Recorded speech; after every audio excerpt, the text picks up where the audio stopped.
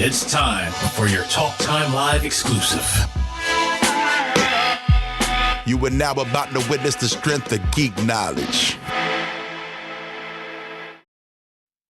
Folks, what better way to end the year's best series of interviews than with my next guest? She is known for her role as the voice of Kid Goku, Kid and Teen Gohan, among many others, but now is back to reprise her role in the brand new hit series Dragon Ball Daima as Goku Mini. Her name is Stephanie Nadolny, and she is here to talk a little bit about her returning role and much more. Stephanie, happy holidays and welcome to Talk Time Live exclusive. Happy holidays to you and your amazing listeners, and to all of the Dragon Ball and Dragon Ball Z fans out there, and hopefully the new series Dragon Ball Daima fans. Welcome. We are ready to do this. I'm so glad it's finally happening. Yes. Absolutely. And as agreement for doing this interview, as promised, I'm going to give you back the 4-star Dragon Ball that I took from Grandpa Gohan. So, a deal's a deal. A deal is a deal. I know. I'm trying to think if I've got the Dragon Ball Daima insignia, and I've got the little Goku Daima back here. There you go. And all my other stuff is kind of all on the other side where it's a little more messy. What actor doesn't have a messy ergo? That's just hard work happening right there.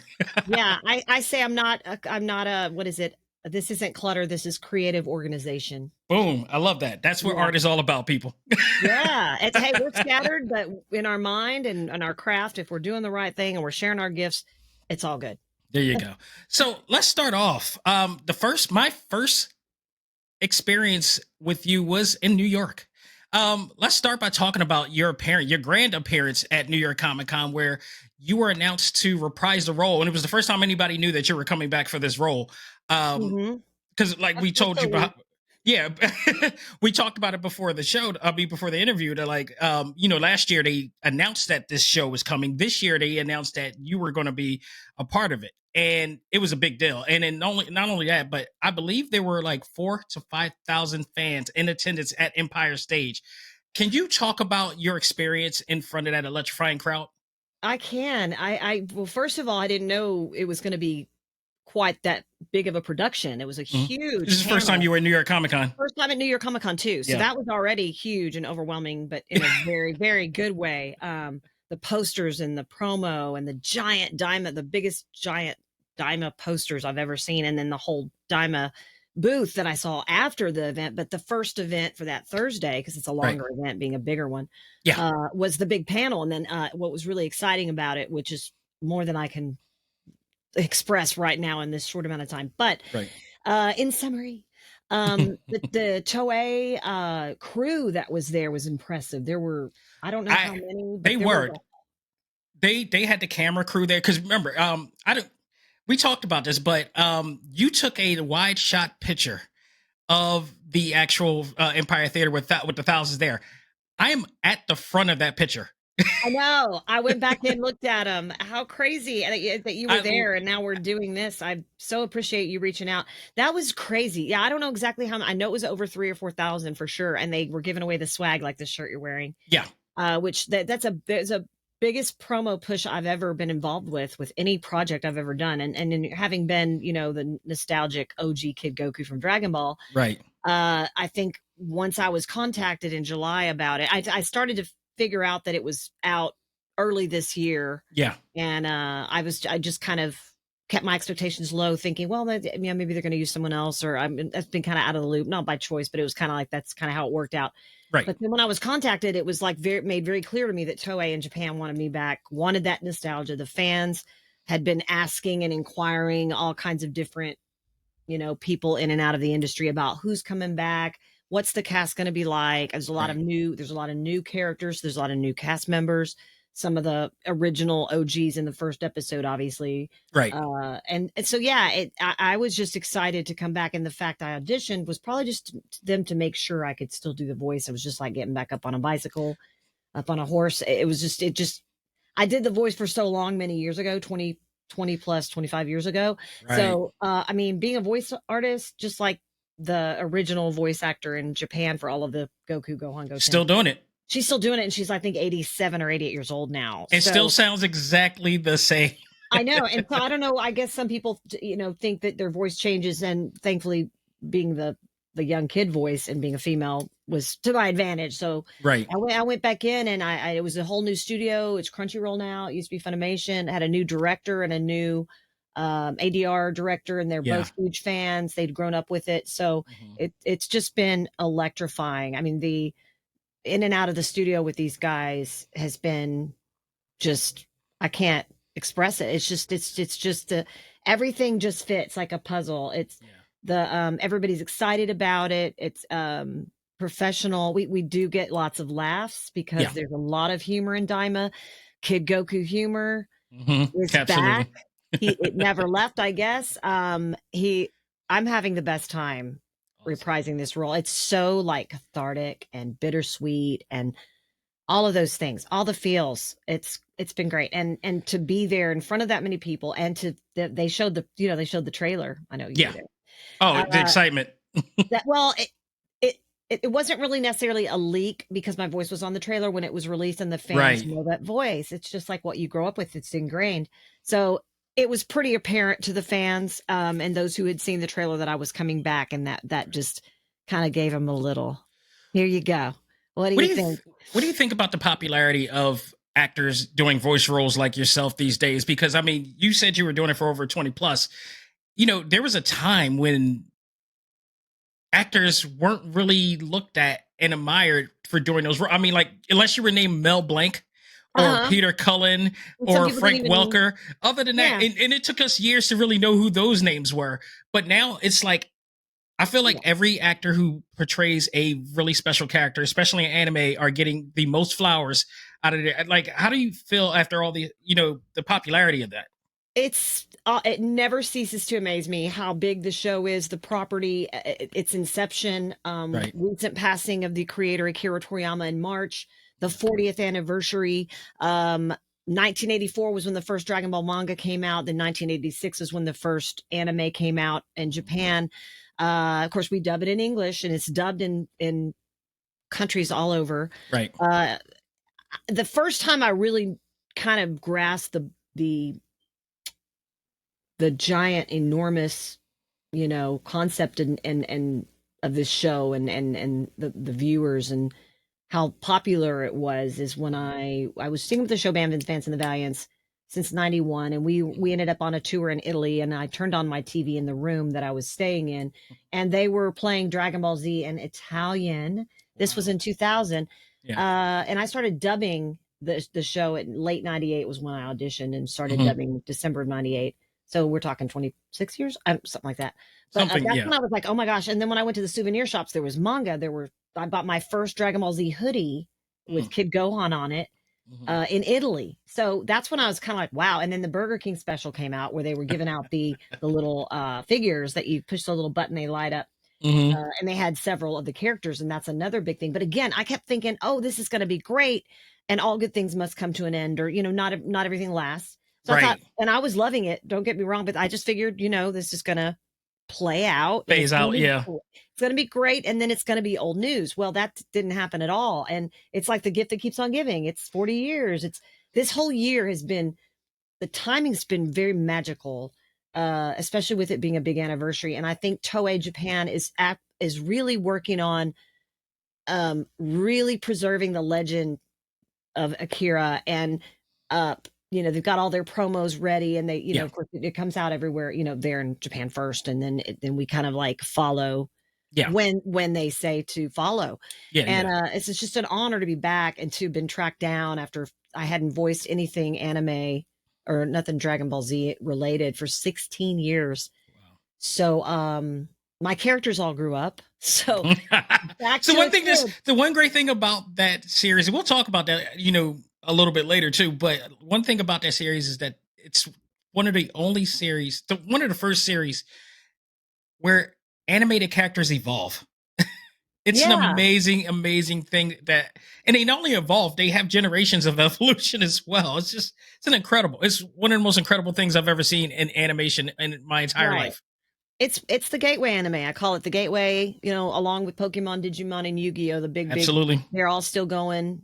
as well. And I've met a lot of those voice actors at a lot of the conventions and Comic Cons. And, weekends is when I go travel. Weekends is when I get to meet and greet and sign autographs and hang out with the fans, which is my favorite part of what I do, by the way, is the fans and the face-to-face meetings and these types of interviews. And, really, hearing their experiences, your voice of my childhood, got me through hard times. I mean, that right there, just like, I don't think I've ever in any genre of entertainment that I've actually, I've interviewed people in the gaming world in Hollywood and other, mediums. Mm-hmm. Anime is the only one where I hear that, where people can go to conventions and then they do the Q&As and it's one of those you're almost destined to get a breakdown moment when somebody talks about that. And really, it really gets an emotional way that this person helped me through bullying, or this person helped me through hard times with my family and stuff like that. Because there is some virtue, there is virtue to anime. And that is the to me, that's part of the art of anime, is that it really reaches you. It does. And it was not really mainstream. In fact, what's ironic when you say the bullying, people, we all get bullied to some extent. I know I was a new girl every 2.5, 3 years. I think we moved like 9 times. It was awful. Small towns too. So, I mean, and then me being a creative type, very sure of my vocal abilities and not conceited by any means, but that was what I was driven to do since my first memories of being 3 years old and having a microphone and singing into a stereo with my father and onto a 8-track tape. I wish I had those 8-track tapes. Hey, they're long. You're in my realm now. I'm telling you, 70s, right? Disco music. I mean, you can't tell me nothing about 8-track and Anne Murray. Oh, my dad had a big old stack of those things, and I would, and he had the deal where you could play them in the car. That was a big deal. And then, of course, it moved into albums, and then I grew up with albums, of course, in the 80s, and then cassette tapes. Cassette tapes were like, wow, and the boom boxes, and then recording from one tape to the other. In fact, that's a lot of what I did growing up. As much as singing and music was my first love, the voice produces, character voices. So everything involving the voice was my thing. And so I would record once I could have the capability to do so. I guess that was kind of like our version of YouTube and different things that we could do now. We didn't know how limited we were back then. Right. But I would record my voice. I would write songs, poetry. I would play the piano. I kind of played by ear, but then I started taking lessons, and that's when I kind of got a feel for piano and accompaniment and things. So were you sort of like a kinesthetic learner? You just started picking things up? I would just do that. Like, I could be left at home once I was old enough, and just literally stay at home, and I would be entertaining myself for hours. And even as a baby, I could just be put in the playpen and I would just play with my toys. And I mean, it was really nice to have that active imagination. Some people don't like it. It freaks them out. But for creative types, and eccentric stuff, that they get it, and you got to have the sum of all your parts, absolutely, your backs, your ups and downs. But I would record just for hours and listen back, and we would go to the TG&Y, which is kind of like a Kmart in Durant, Oklahoma, when I was in middle school, and I would buy all the blank cassettes and Radio Shack and all the old stores. Oh, the TDK stacks, like the 10-pack. Oh man! And then I discovered Maxell. And you were speaking my language. Yes, cassette tape world. Yes, I could just do that for hours, and as a result, I mean, I'm a voice actor. Get a dual cassette player where you could record and you're done. Yeah, record off the radio. And then when I'd move, I would record my voice and to my friends, and we would send them through the mail and listen, and then they'd record on the back and send it back. And oh God, those were the days. I know it's like a step up from all the pen pal writing and things like that. Right. I would do that, and then I would get with my friends and we would do shows, and then I would make up the theme song, like in production for, say, like it would have been something like radio, right? Been, like something we would do if it was a radio show. And a friend of mine and I would do our different voices, and she would interview me and I would interview her. We'd make up characters, and it was very, very, very fulfilling and so much fun. And I mean, especially in the summertime, we'd have all this time to just do that. And I got to find those tapes. I think there's somewhere in a box in my garage. I hope I can find them before they're deteriorated. But I was voice acting, and I was, without realizing it, practicing for my future career. Right. So I always think about it like the resume of your life. Yeah, it's like absolutely. You think, oh, your resume starts with when you first start working professionally in whatever field. Well, no, you actually, what you've done as a child and as you go into the, That's me. And then the pop culture thing is such an important part of everybody's life. That's what we grew up with. So when they say the voice of my childhood, for me, we all have something we dweeb out about. We weeb out, whatever, geek out, nerd out. And for me, it was disco music. It was Donna Summer, my favorite singer. I was going to ask you that too. That was one of my questions too. Like what was that was basically one of your favorite artists growing up. Like, talk about her. I was obsessed. From the time my father played her music in his giant, what was it, Monte Carlo, 1970 something Monte Carlo. My parents had split, and he would pick me up and he would play this music, and I just was I was in a trance, and I would memorize, being a mimic, being a mimic with that ear that's just got an ear for it, which is very helpful when you're a voice actor, and memorizing lyrics and things like that for singing. I was obsessed with disco, and I was obsessed with music. And when I heard Donna Summer, I Feel Love. Who doesn't win? I mean, it's Donna Summers. She can sing anything. And a lot of people that don't know much about her, she sang gospel. She sang in church, which is where I started singing, was in church. And, and she was discovered at a young age and went to Germany. And I'm fascinated. I was fascinated with her. I memorized her Live and More album. It's to this day my favorite album of all time. And I would give concerts on the merry-go-round, which you youngsters don't know what that is, because they don't have them anymore, because you could freaking die and get stuck under that thing. Well, these kids today can. Maypoles, the tall slides, the diving boards, and then the 10-foot diving board. I mean, we toughed it out. we drank out of the hose, you guys. We were out, and we're still here. We would ride our bikes and play with sticks and run went to the trail. We had a train track in Eagle Pass on the border of Mexico when I was young. Well, I guess I was age 8 through 11. I lived in Eagle Pass on the border of Mexico. Learned a lot of Spanish. I love Latin, Tejano, Mexican stuff, because I grew up around it. Right. I was in Spanish. I understand it better than I can speak it. Right. But back to where, here I am all over the place. ADHD, baby. Yeah. Creative types. But yeah, no, the cassettes and but the Donna Summer. And so I'd give concerts, and the teachers were like, what is up with this girl? She's 5 and 6 years old giving concerts. And I would memorize every line, every song, every lyric. And I would even try to sound like her, because it was a live album. And, you're also on a live recording. Yeah. And I would just try to that's how I learned to sing. I did have a lot of choir and show choir and things later in life, but as a kid, that's what taught me how to sing, and then playing piano by ear. That's awesome, because I mean, I've done the same thing for my art, graphic design, and even doing all of this, like, it led to me just drawing, tracing, grabbing, understanding perspective. As a kinesthetic learner, I just picked up things easier as the same way that you would pick up tone. It's always nice when you have a passion and then you can pursue a career and or hobby, embellishing that and growing with that. If my mother was still around, I would love to see. Oh, my mom too. I would love to see how she would react to this, because unfortunately she left me when I was just getting into college. So I was in my 20s too when my mom exactly died. Yeah. So I mean, the only time luckily, at least the last thing she ever did see was me get an A+ on an art project. So oh yeah, the memories you have, you just cherish. So we were young. My mom was only 51. Your mom must have been young too. She's right around like 48, I believe. Oh, way too young. Yeah.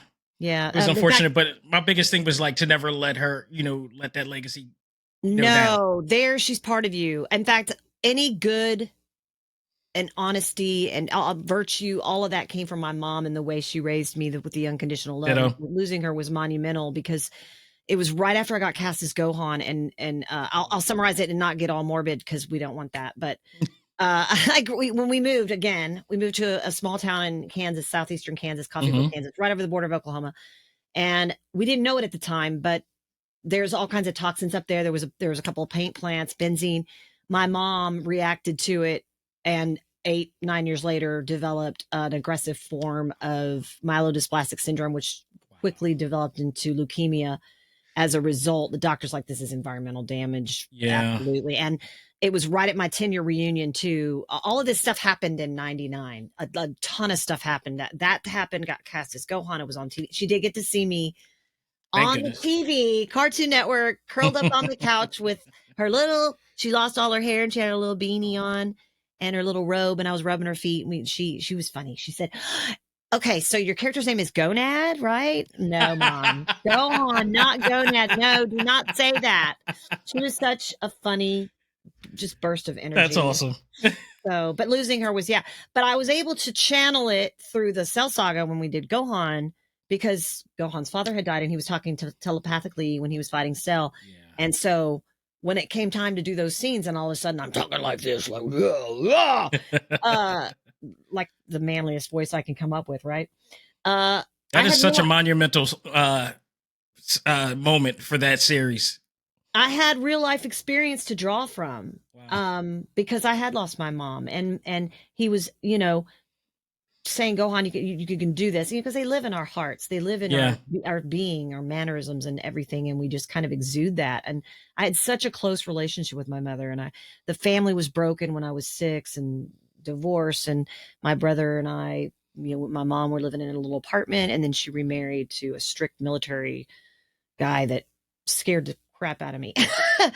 So I literally clung to my mother for multiple reasons, because she was my fortress and my oasis and the only source of unconditional love. So I definitely know that they're with us, and I just want to make them proud. I've definitely not made some poor decisions in my life. And I mean, who doesn't? Come on. Yeah. I mean, I am now in that stage level where, you just got to embrace the mistakes in order to learn from them.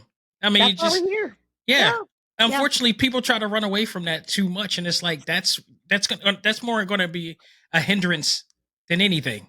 Yeah. And your life experiences get all wrapped up in that too, like moving around and being the new girl and never fitting in and having to adjust. It's also made me resilient. Well, I didn't know that at the time. It was freaking miserable.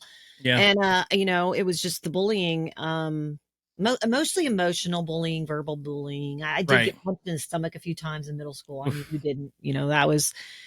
That's what people did. You get on the bus and you get in an argument, and they're like, "Let's take this outside" or whatever. See you after school.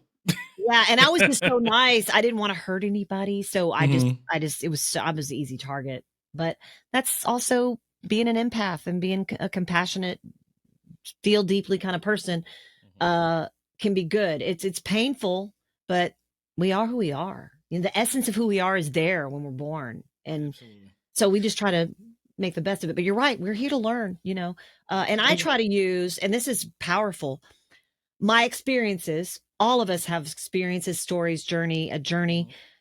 Use it to help others, like be of service. There's such a fulfilling reward in that. And I try to advocate altruism as much as possible, but without having to the whole point of altruism is basically do without anybody owing you or needing you. Without even knowing it. It's hard to really, I've studied psychology at some point. It was like there's a point of it where you gotta, it's hard to do that without having some form of acknowledgement or whatever like that. But just and in the essence of that, just look out for people, even sometimes when it doesn't require you to get anything back. Exactly, and that's what's so special about it. If people are insecure and then they want the accolades, they'll tell people about it, and they do. But paying it forward and just zip it. Don't say anything. It's the best. Exactly. I tell my guy, we share stuff like that. But if you brag about it, it takes away the magic. That's exactly, and that's what most of this generation does. I know, and with all the cell phones and technology and everything has to be like COVID and the social stuff just got all whacked. But I just donated some money to this guy. That's just generation. I know, it's like, come on, man. Well, and plus with the socials, it's like you're your own superstar. Yeah. You have your own website. You have your own, so that can also be dangerous to the ego. Yeah. And I try my best to practice humbleness as much as possible. I am very grateful for being able to get the opportunities I get and have people like you and other people in my life to really show that I'm on the right road to life, because it always goes back to, you know, am I doing the right things in life? And when I have these type of situations, it's just a reminder of how much I've done, and it's rewarding in its own self. And I'll always try to, hopefully, that I can do the same for people along the way and pay it forward. I want to go back real quick to Dragon Ball Daima, because I did get a chance to see the English dub in the theaters, the first 3 episodes with a lot of the cast and the director. It was an unofficial thing, but it was so much fun. Let me tell you something. Screaming and clapping and yelling. It was great. I should also note that the English dub will be on platforms on January 10th of next year. I believe, and every Friday after that. Right, exactly. And trust me when I tell you, from my experience, you guys are ready for the English dub. It's worth waiting for, because I thoroughly enjoyed watching it and looking forward to seeing the rest of the episodes when they come out, you know, week by week. So it's just something I've been watching the Japanese subs, and I appreciate them. But you guys are at such a high level stage of acting that is so much more enjoyable to be able to. I've had people I know from Japan. I've had people that I know that lives in Japan and say that they love the English version, actually even more than Japanese versions. But I mean, to each his own. Different strokes for different folks. I mean, I watched part of it. Well, we saw the first episode. Did you stay for that at the panel in New York? All of it. Okay. All of it too. But here's my thing. What I enjoyed the most from the performance is that this time around, you're not only just playing Kid Goku, but you're adult Goku playing as a kid. But when approaching, and my question to that is, when approaching Goku this time around, looking to capture Sean Schimmel's, you know, what Sean Schimmel has done with the character, because he's evolved the character so much over the years, and you know, try to assimilate that into a depiction. Or did you try to capture what he's done, or did you try to have it another way, or maybe, you know, different from what you did with Dragon Ball GT? It was similar in the sense that my mindset was like, okay, I'm an adult in a kid's body again. The voice is the voice. Yeah. But I tried to incorporate the concept of the fact that he's an adult. The cadence and he's been through years of experience and battles and fights and episodes and Dragon Ball Z and Dragon Ball Kai and Dragon Ball Super, and you know, but it's a combination of that and having that in my mind when I'm delivering the lines, and also depicting that kid innocence and humor. And, you know, Goku is just so lovable. There's a lot of reasons why, but a lot of it is he's so innocent, and he's not super smart, but it's not a bad thing. He's pure of heart. He's pure. I was just about to say, hero, there you go. You know, he's a hero. He fights the good fight. So I had that in mind, but there's a lot of the OG Dragon Ball nostalgia.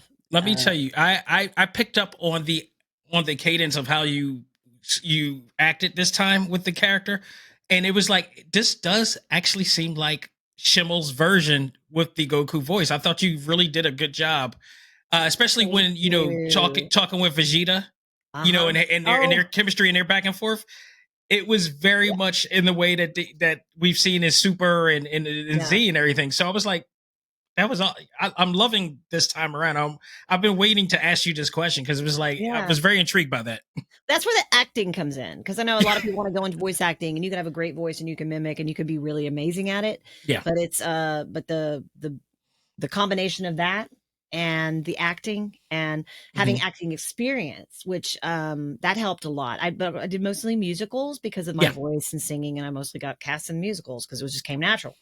And the comedic stuff for me is my favorite, and improv. And I had a lot of experience doing that even in high school. I did all the school plays and auditioned for things. I did everything I could possibly get my hands on as far as performance, even in small towns, you know, talent shows. And singing at some of the banquets at school. And, you know, I mean, and then I started singing, like I said, in church when I was young, and then senior homes. And, you know, this was all experience. This was all sharing the gift, like we talked about. And so the musical experience, and then some of I majored in drama in college. I only went to school there for UNT in Denton, Texas for it's a music school, but I majored in dramatic arts because I really wanted to get my acting chops going, because the singing and the piano and all of that was kind of coming naturally. And I really wanted to learn more about serious acting.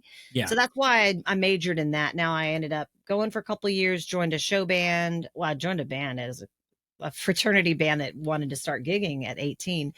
And I sang with them for a while, and then we were just about to start getting gigs. And then I got this audition for Vince Vance and the Valiants. And so I auditioned for that, and it was right up my alley, and joined that band at 19. And next thing you know, I'm on a tour bus traveling with all these people. And I was very green as far as, like, I had been kind of raised conservatively. Like I said, my stepdad was very military, and very strict, and we were oil and water, and I was this creative ball of energy, you know how to deal with it. Always the case. Squash it, sit down, and constant punishment, and you know, just like, again, my mom was I just go run into her, just but so yeah. I ended up mostly getting cast in musicals, which I loved because I loved to sing, but there was acting involved in that too. Yeah. So, and I did some serious acting roles in college, and learned a lot. But it all contributes to my performance and abilities now, obviously. So had I not had that experience, I don't think I would have done as good of a job. And then being in the industry and singing with Vince Vance and singing with Brave Combo and a Grammy Award winning polka band, the producer, Barry Watson, was the one who kind of discovered me and invited me in for the audition, which at the time I had no idea what anime was. Nobody did. Anime is Japanime, and I was just about to say that, like, back when you first started, we didn't know what term to adopt, whether it was anime or Japanimation was the old term. And I hear people saying, well, I'm going to write an anime, or I want to do an anime. And it's really sweet and cute, but it's like, anime is Japanime. It's like, you can't really do an anime. I mean, you can maybe make it inspired by anime. Exactly. If it's done here, or if it's done in English, or, you know, it's not really a genuine anime. You know what I mean? I had to learn that too. So I was like, who's Gohan? Okay, here he is. Here's a picture of him, which really helped, by the way, being able to dub in English because you can see the character, you can check out the scene, director sets it up, match the flaps, headphones. The ADR in this day and age is so much better. I know that there's computers, and you can hear the Japan voiceover first. Yeah. It's for the timing. It's incredible. And then there's like the screen, and then there's this, Crunchyroll has like 20 studios, and it's ginormous. Talk about your first. Do you remember the first time you actually went into a sound booth? Yes. How was that? I went into sound booths early in life. Well, I did those little things where you have the karaoke machine at like Six Flags, and you get to sing to the karaoke track. But I'm talking about like actual in studio to do an actual show. Yeah, it would have been, well, first, before the voice acting and character voices, I was singing in studios with recording original music for Vince Vance and the Valiants, including some pop songs, and Vince Vance was putting out albums, and we were singing backups and harmonies, and then there was some where it was just the girls singing. We had a trio of girls, costume changes, comedy, improv. It was a show. I mean, it's showtime. It's a visual. What a great experience. And I sang with him for over 25 years, crazy. So I had done a lot of music recording and laying down tracks that way. And as my career evolved and I met people in the industry, I started working with Brave Combo and working with them. And then I started doing morning show radio comedy. I was writing parodies like Weird Al Yankovic. My first one that I wrote. Oh, wow. Really? Yeah. I wrote one called Broccoli Spears, and it's a Britney song. That's awesome. And I wrote the song and then recorded it for fun. Right. As that evolved in the radio industry, I was able to do a lot of that and come in, and whether I wrote it or not, they would use my voice and I would sound like the original artist. There's a whole bunch of that. I'm going to try to get on the internet and get some more of that up on my website. It's myname.com. And so the fans want to hear it because it's really funny stuff. That's awesome. Yeah. And then I started writing novelty songs and then singing them like children. I did a Halloween Rocks. It's on YouTube. It's also on my website. And then Kids Christmas, where I did the little boy voice and the little girl voice. It's very dated because the song's about going shopping for different gifts back in 2000. So by the time you got into the booth, you weren't nervous at all. You were already aware of how all that goes and everything. It wasn't anything. There was no nuance to what you were doing. Now I was already familiar with it. I'd already learned the etiquette. I'd already learned. I was in a groove with that, and I'm telling you, the creative process in the studio, recording anything, is so magical and amazing and cathartic. I want to get back in the studio doing music. That's definitely gonna happen at some point. And I'm gonna either be writing or picking some of my favorite cover tunes and maybe even do a Christmas album next year. And I'm also going to be working on getting some more of that up on TikTok and some me maybe lip singing to some of my parodies just for fun. And speaking of which, I should add that looking at your website, you do have a few songs of your opening and closing to certain theme songs. For anime. I nearly freaked out when I did my research and found out that you were the one behind Sayonara Bye Bye. Please take care of yourself. Yep.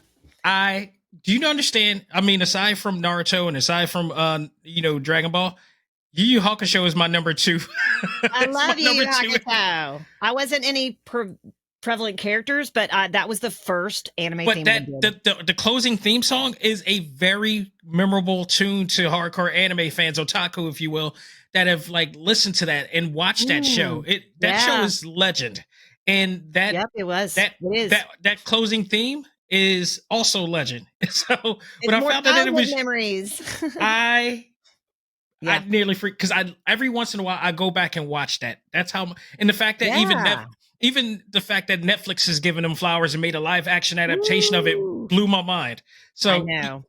Kudos to you on that one. Oh yeah. A lot of fans don't realize I started out singing. I'm glad we're doing this interview just to get some backstory, And, the voice has always been my craft and my instrument, and my language is music. My language is voicing things. But so we did that one. I worked with Carl Finch of Brave Combo again.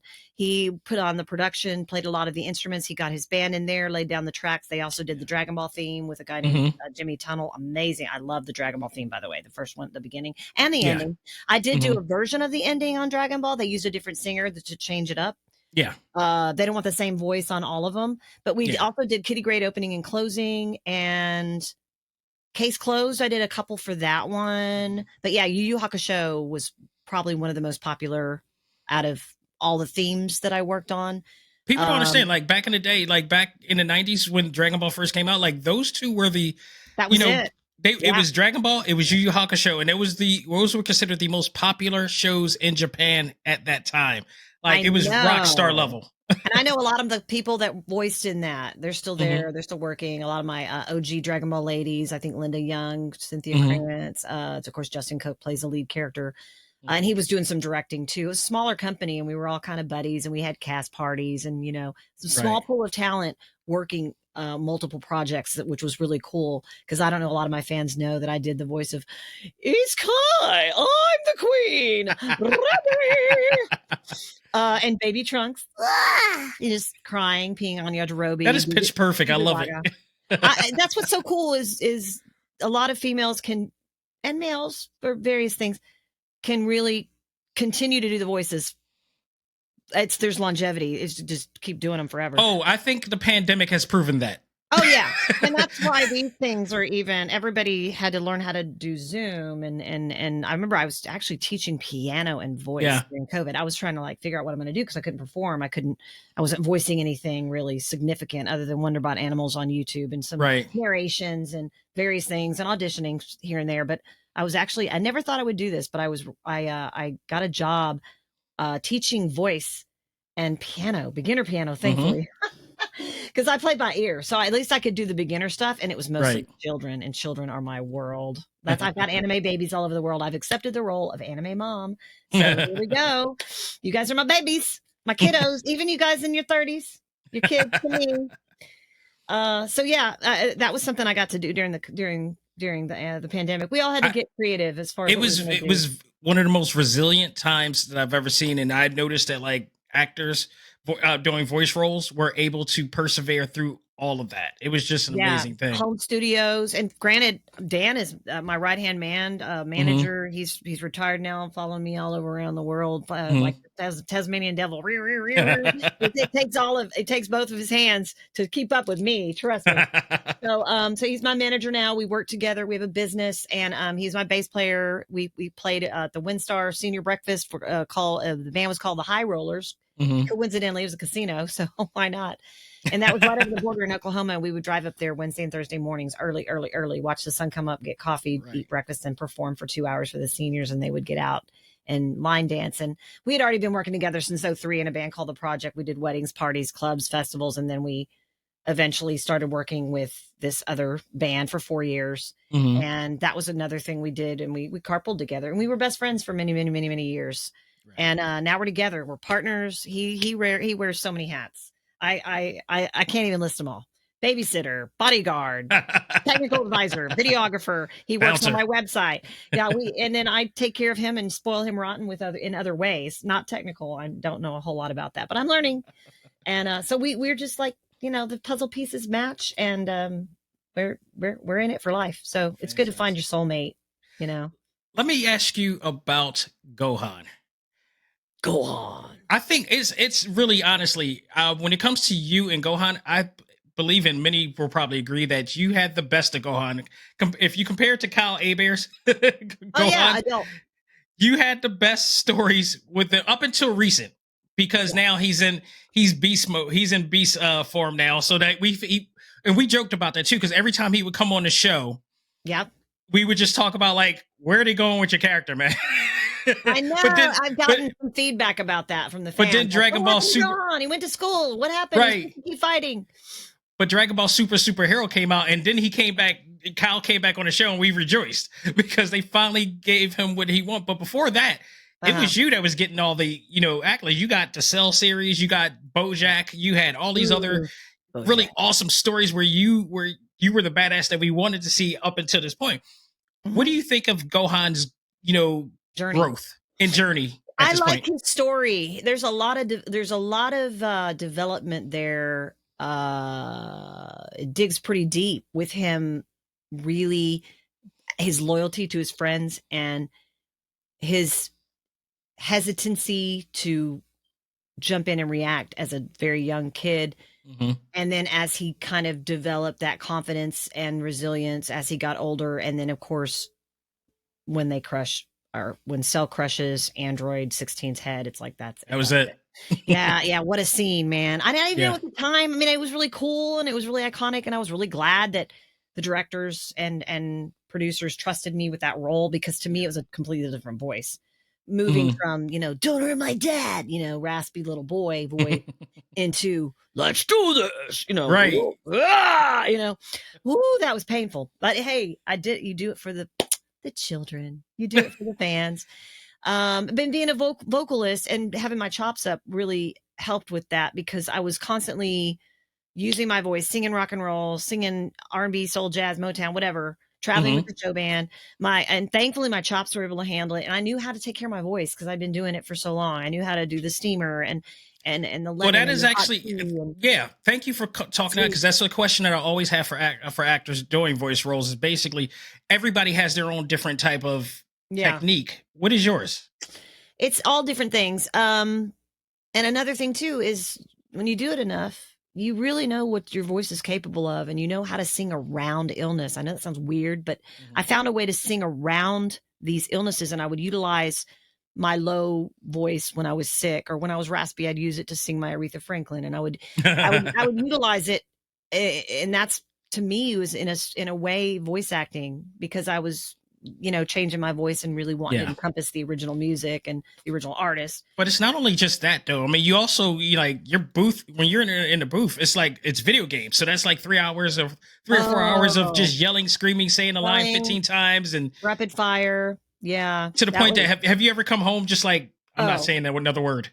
Headache, pounding, worth it. But wow. Yeah. In fact, we used to do longer sessions back then because things took longer to rewind and fast forward the tape. Oh, wow. So I would sometimes work 10 to 5 with, a lunch break or whatever. And a couple of breaks, I would drink basically lots of water. I mean, everybody needs a lot of water anyway, but Right. sleep was my best friend. Sleep, water, and silence was my best friend after those sessions. And some were multiple times a week. Now, when I was little, Gohan, he hadn't come in very often. It was just kind of, if I had lines, we'd do 2, 3, 4 episodes at one time in like 2 hours or 3 hours, whatever, however long it took. So at first, I was told Gohan was a big role. I didn't feel like he was much of a big role early on in the Ginyu saga. He was kind of in the background, lots and lots of reaction. Yeah. They called me the reactress because I was constantly, there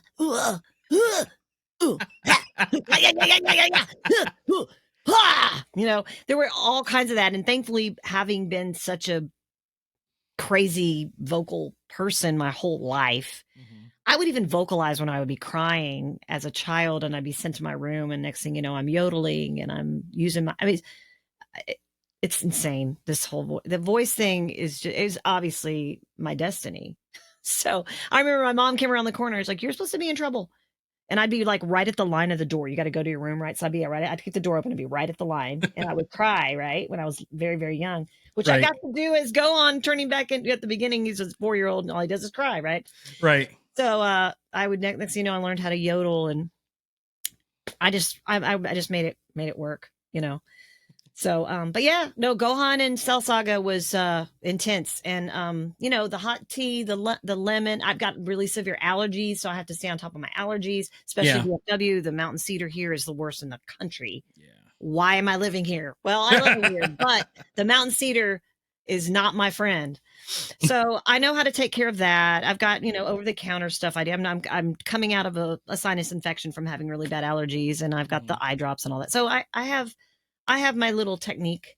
Just have to stay on it. You think you're feeling better, but there's a maintenance thing you got to do. So there's a maintenance thing I do for my voice. There's a maintenance thing I do for my nasal passages in my throat. And I have a lot of lozenges they're good to, like, hard candy is supposed to be really good. It kind of generates everything, keeps your throat moist. And I went to a specialty doctor, a voice doctor, actually, ear, nose, and throat, who specialized with vocalists. And for many years, he's retired now. And I'd stay on top of that because there was a time when I was bashing my voice so much and traveling and doing the voice of Gohan and getting sick and singing while getting sick that I had free nodules. And so I had to get right on top of that and treat that with topical steroids and things so that wouldn't get any worse, because I didn't want to lose my voice and not be able to sing or have to have surgery. So I learned how to sing and how to not always be in your throat, and to, sing from the diaphragm and all that stuff. So, I just, from doing it and being immersed in it for so long, I figured it out. And, it's just kind of natural. It's like a second nature thing. I kind of just know what to do. Awesome. Stephanie, I got 2 more questions for you, but I just want to say thank you so much for this opportunity. I mean, we have to do part 2. Oh, absolutely. There's without question. To talk about. Maybe next year. Hey, I'm all for it. You're welcome to come back at any time. So we'll just do part 2 and talk about some different stuff. Yeah. Sounds like a plan. So, all right, you mentioned Akira Toriyama recently, and of course we lost him last year. Were you actually surprised at how much of an impact that felt around the world? I mean, again, we talked about earlier, like how big anime has become.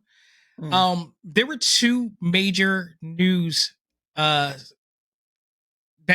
impact us this year and last year. Last year was Akira Toriyama. This year was Rachel Lillis from Pokemon, who I had the opportunity to do a panel with. Oh, wow. Yeah, one of the OG, like she literally is OG Pokemon. Like we lost her this year. It was just like both of them. It was seen everywhere. USA Today, TMZ, everything. Like Akira Toriyama passed away. It was just like everywhere. Are you surprised at that amount of the impact of that actually happening and for it to be that popular? I did get a lot of my fans reached out, got a lot of form submissions on my website, a lot of emails, a lot of DMs about it. A lot of people wanted to know if I ever met him, or if we ever met him, or if anybody ever met him. I unfortunately was not able to meet him.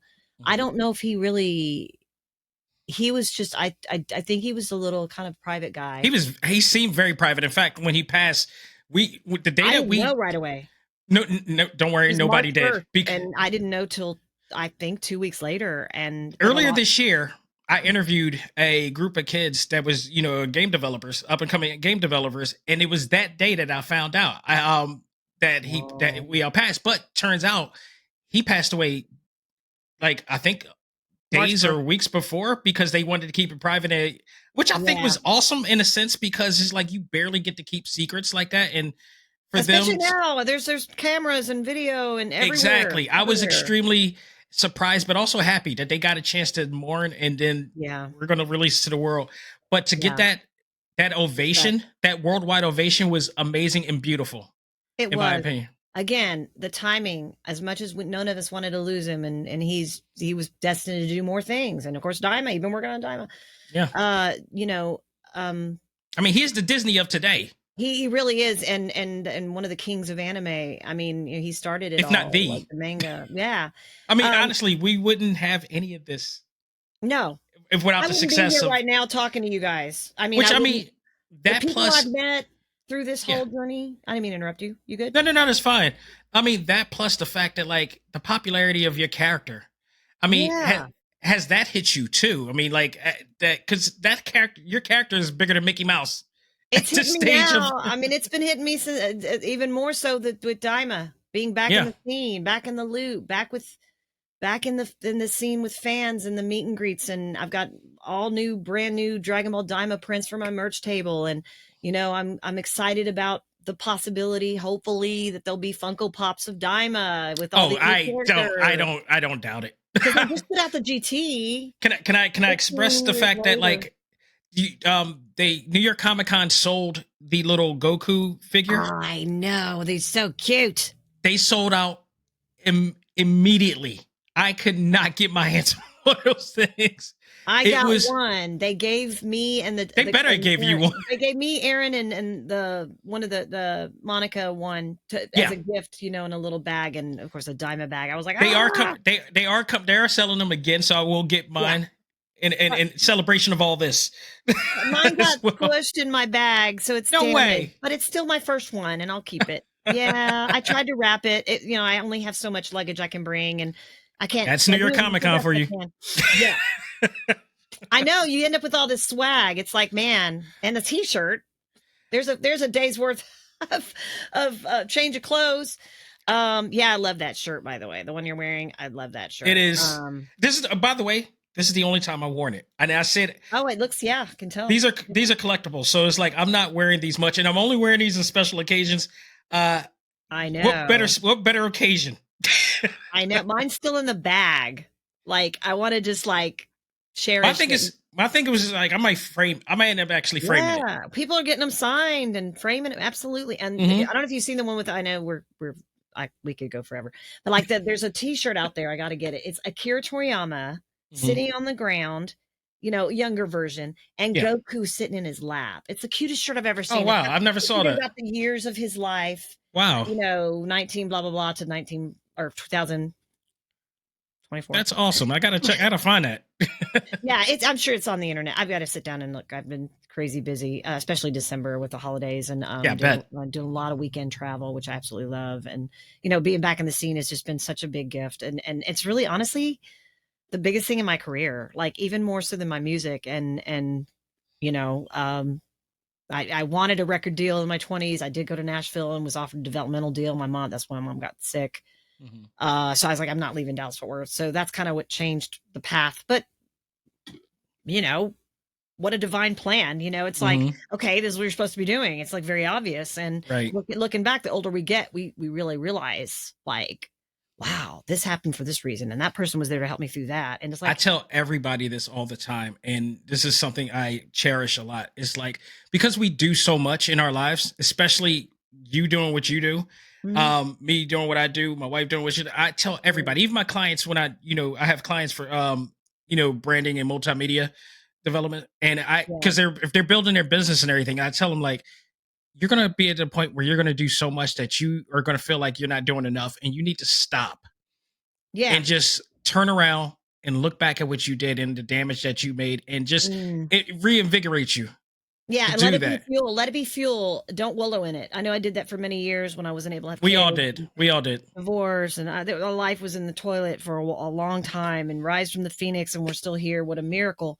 We're Yeah. all walking miracles, really. And it's just perspective, and it's attitude, and it's attitude of gratitude. That sounds cheesy, but like it's There's truth to it. perception and the way you choose to see the world and kind of letting things flow and instead of trying to manipulate it and make it the way you want and have the best turnout that you think is what's best for yourself. And Yeah. man, my life is completely nothing like I thought it would be. I thought I'd be married in my 20s, having kids, and I was very family oriented like my mom. And she was the matriarch, so that's just kind of what's instilled. But you know what? Like I said, I'm an anime mom. Well, I can wallow in my misery like I did for many years and the attachments of the past. And now it's like, you know what? Let it flow.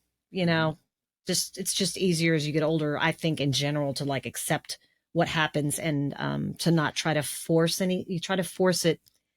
I agree. It's not going to work out if you really try to force and manipulate your life. And all you can Absolutely do agree. is handle the here and the now, which is what we've got right now, and handle your decisions going forward and just do the next right thing. And things just start to blossom and open up when you do that. That Integrity.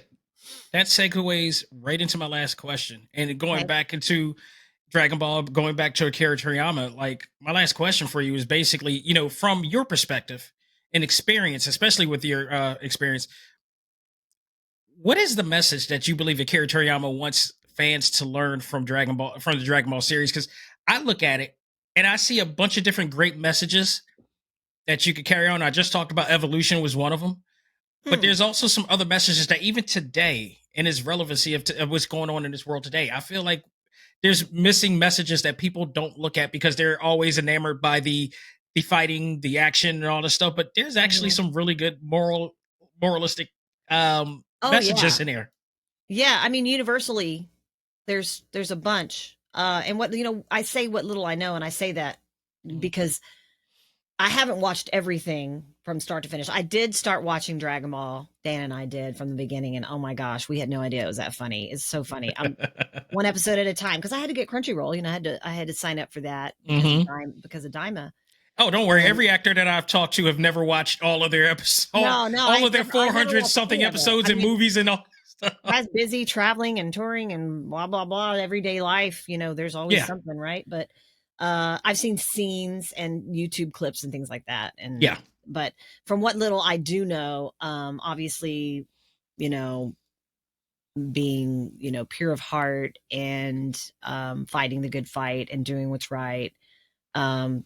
And there's so much more I just don't know because I haven't seen everything and I haven't I seen would actually also part add, two. if you noticed, how many times have you fought an enemy and became friends?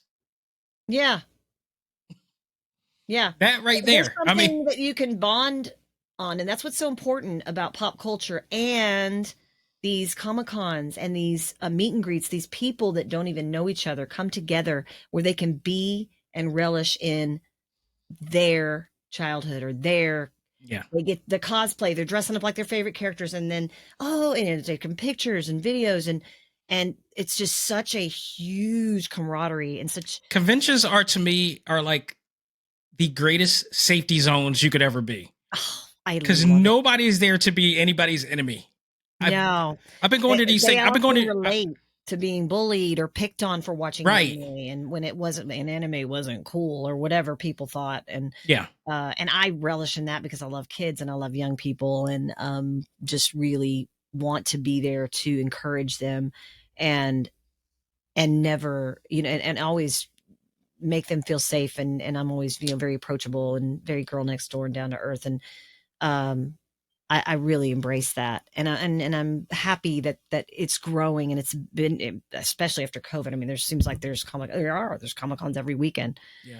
And if not, there's comic stores, and then there's Streamily and whatnot, and there's all these ways to like interact with fans and get them their autographs and all that kind of stuff. So I think it's great because I can relate to the concept of not fitting in and not, right when you think you're fitting in, we'd move again. So, and it was never in the summer. It was always March or December or like some weird middle of the year, And I can relate.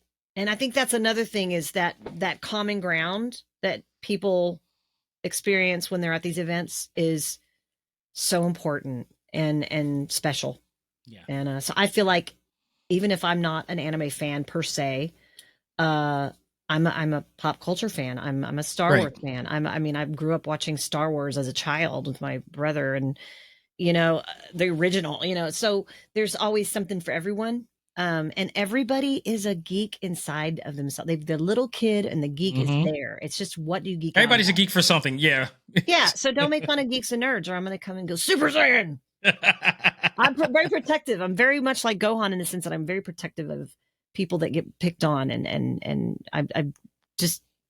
I try to protect, young people. And when I was working with Vince Vance and the Valiants, mentoring young starlets and doing choreography and singing and harmonies, it was always, because I got picked on pretty bad when I joined. I was the youngest, and the other two girls would give me the crappy costumes, and they'd wear the ones that fit them better. And I just kind of had to pay my dues for a few years before I kind of took up the role of senior Valianette. Vince Vance and the Valiants and the Valiant. We had V names. I was Violet Valianette. And so when the new girls would come in, I would be the opposite. I'd be, kind and not be catty or fight over songs and things like that. And I think that's my mom again. I think that's just her protective nature coming through me, and being a motherly, nurturing type person. And so that's my role in the world. We all have a part in this world. We all belong, and we all are really essentially the same.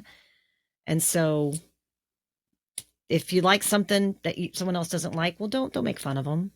Let them embrace it. Don't rain on people's parades. Absolutely agree.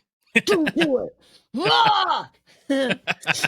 Stephanie, thank you so much for coming on the show. I mean, again, this is a great way to end a great year of this show by having you on. Before we head off, I want to give you the opportunity to plug everything, because you're just constantly on the run, like you said, and busy. So the floor is yours. Let people know where they can find you. All right, best place to go, StephanieNadolny.com. There's going to be, it's minimal right now, but it's got some stuff on there. We try to post where I'm going to be, when, time to update. We're going to probably work on that in the next couple days, so that'll be there. And then we've got TikTok, Steph Nadolny. I've got Instagram, Stephanie Nadolny. I've got Facebook voice actress page. I've got a Moonglass band page. I do have a band. We're on hiatus right now. We've done some small gigs here and there, but with the Comic-Cons, they kind of fall on the same times, weekends and stuff. So that's the best places. I'll be updating all of that, and I look forward to meeting you guys at a Comic-Con or a comic store near you.